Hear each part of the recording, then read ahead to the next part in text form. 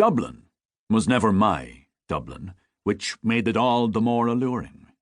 I was born in Wexford, a small town that was smaller and more remote then, sequestered in its own past.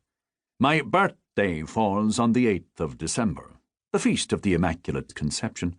I have always taken this as an example of how laughably imprecise in the matter of birth dates bungling heaven can be. The 8th used to be both a holy day and a public holiday, when people from the provinces flocked to the capital to do their Christmas shopping and marvel at the Christmas lights. So my birthday treat on successive years in the first half of the 1950s was a trip by train to Dublin, a thing I looked forward to for months beforehand. Indeed, I suspect I began to look forward to next year's jaunt the moment that year's had ended. We would leave from the town's North Station in the wintry darkness of early morning. I believe there were still steam trains then, although diesel was the coming thing.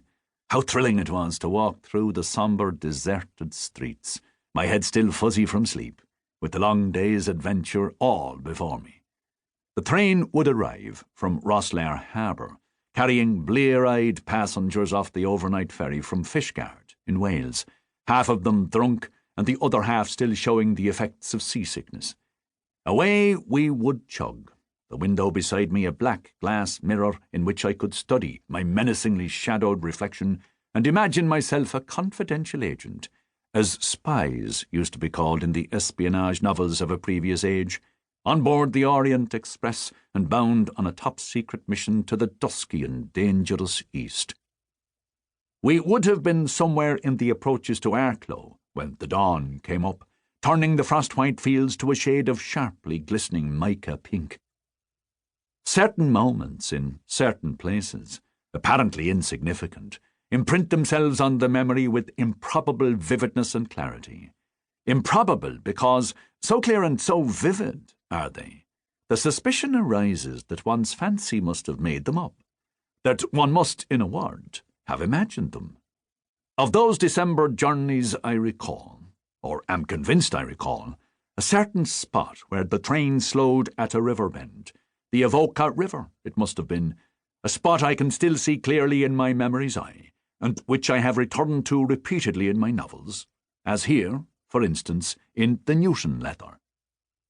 Beyond the river a flat field ran to the edge of a wooded hill, and at the foot of the hill there was a house, not very big, solitary and square, with a steep roof.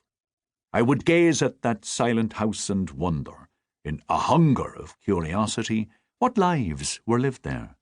Who stacked that firewood, hung that holly wreath, left those tracks in the hoar-frost on the hill? I can't express the odd, aching pleasure of that moment. I knew, of course, that those hidden lives wouldn't be much different from my own. But that was the point. It wasn't the exotic I was after, but the ordinary, that strangest and most elusive of enigmas. Dublin, of course, was the opposite of ordinary.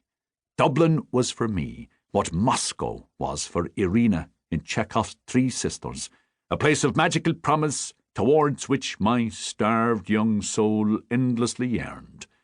I was luckier than Irina in that the journey from Wexford to Dublin was relatively short, and I got to make it with satisfying frequency.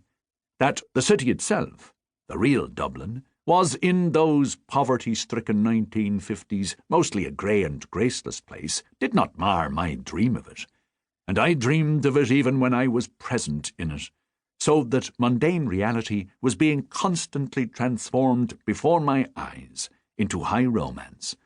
There is no one more romantic than a small boy, as Robert Louis Stevenson knew better than most.